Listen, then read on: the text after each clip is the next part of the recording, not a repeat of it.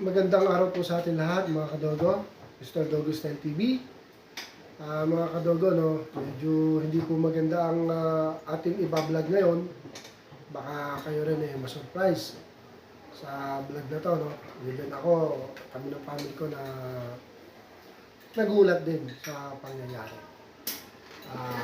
Mga kadogo, sad to say, si Tyla, namatay na po siya kahapon. If you notice, hindi namin binablog lately. Kasi po, nasa process siya ng treatment. Noong una, 2 days siya dun sa bed ko sa Mepaho. Dun dinadala, dun kasi ang bahay ni Doktora. Pero after 2 days, dito na lang sa bahay dahil kompleto naman siya ng gamot. May Bronpure, may Doxy, and yung binigay sa kanya ni Doc na injection na antibiotic. Injection type siya dahil para mas kapit kagad yung antibiotics sa katawan. So, sa madalit salita, lahat ginawa naman namin. Pagkain, blender pa namin kasi wala talagang gana, mga kadugo. So, ano na rin to? Isa na rin tong babala para ma-open po yung mind natin sa sakit na sasabihin ko. Dahil kami nagulat din dahil kala namin, mga kadugo, simpleng ubo lang at sipon. Dahil napakadaling gamutin nun para sa akin dahil nagkaganyan namin dati. Ang mga aso ko sabay-sabay pa, remember. So, itong tumama kay Tyla, kasi nahirapan siyang huminga, tsaka yung hinga niya kasi ang tulin, rapid breathing, tapos nagpapanting. So, kakaiba siya, tapos hindi kumakain, pero hindi po siya sumusuka. Hindi po distemper kasi sa result po na nakuha namin kay Doktora, ang sakit po ni Tyla ay bacterial pneumonia. So, meron palang ganun po, no? Bacterial pneumonia, and i-search ko rin, meron niya. So, delikado, mga kadogo, dahil after 4 days, kasi 2 days dito sa amin, after makumpine doon sa bahay ni Doktora ng 2 days, dinala ko na dito, dahil kompleto naman ang gamot, sabi ko dito para mapanahunan. So, 2 days sa amin dito, kahapon medyo pag tinatawag tumitingin na, mga kadogo, may progress na siya no? Kaya lang napakadelikado ng sakit na bacterial pneumonia. Ano ang nangyari, mga kadogo, di yun na, yung heavy panting, hirap siyang huminga, may difficult sa breathing, talagang rapid breathing si Tyla. So, kala namin usual lang na yung sakit ni Tyla kasi tumagal na lang 4 days dahil for recovery na talaga, maamoy na nga ng pagkain yun. So, pero nandun pa rin yung mga sign yun nga, sinabi ko nahirapan huminga. Tapos, yun nga, kahapon tinatawag ko, masaya pa nga ako dahil tumitingin na pag tinatawag si Tyla. Pero force feeding pa rin siya, mga kadogo. So, nung gabi, mga kadogo, habang kami ng family ko ay nanonood dito, masaya kami nanonood ng Netflix. Dahil tapos nang pakainin yung aso, na-force feed na si Tyla, yung mga pusa, napakain na, napainom na ng gamot, okay naman responsive naman siya. Bigla siyang dumain, mga kadogo. Alam niyo yung, ang haba-haba, nakailang beses, 4 yata o 5. Napalabas na ako kasi tinitingnan ko siya ang galing dahil hindi usual yung tunog na yun. Napaka-unusual ng naririnig ko, hindi siya familiar sa akin. So, lumabas ako sa kanya. Pagtingin ko si Tyla, nakalabas yung dila, nag-aabol lang hininga. Biglaan, mga kadogo. Dito.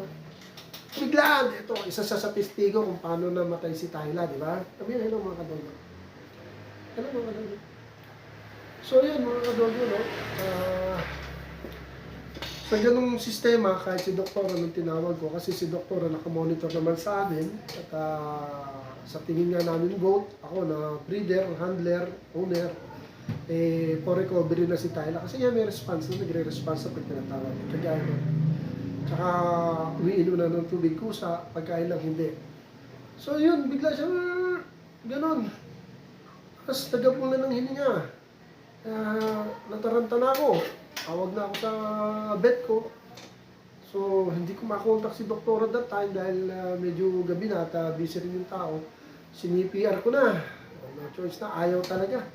Tapos tinignan ko na yung pupil niya, ano na eh, yung malaki na, magana, talagang, ano na siya, lumaki na yung pupil.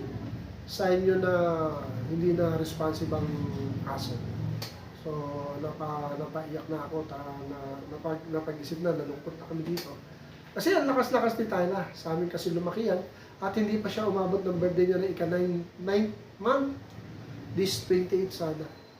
Sayang, kasi, ayun na nga eh, next week, by Monday, balik kay doktora nung para sa second dose niya ng antibacterial, antibiotic. Kasi nung unang shot siya, last week, unang shot eh. Tapos ito, pangalawa na, hindi na siya umabot. Kala talaga namin magiging okay. So yun mga kadogo, kinuwento ko na. Para kay Tyla, sa akin mahal na bunso namin yan dito kasi siya yung pinakabata na aso. Run free sa'yo, Tyla. And see you in other life. Malay mo, pag kami nagka-aso ulit, siya din pala yun, no? Pero okay na rin kasi naghihirap yung aso ko. Nalibin kami, ako nagpupuyat. Hindi ko lang binablog mga kadol kasi parang hindi ko kayang tingnan yung naghihirap yung aso ko na ibablog ko siya, i-document ko hanggang sa ginagawa siya ng first day kasi mamatay. Parang hindi ko kaya. So ito lang masasabi ko na awareness sa atin lahat. Pag nakita natin may ubo, may sipon, gamutin na natin. Ako kasi ginamot naman namin, binigyan namin yung best namin, kaya lang, ika nga ni doktora, wala namang makakapagsabi kung kailan mamamatay ang isang living being, di ba? Talagang si God lang nakakaalam nun. Ang malaga, binigyan natin yung best natin, tayo mga dog owner, para alagaan natin yung alagaan natin. At nakita naman ninyo yung alagaan namin.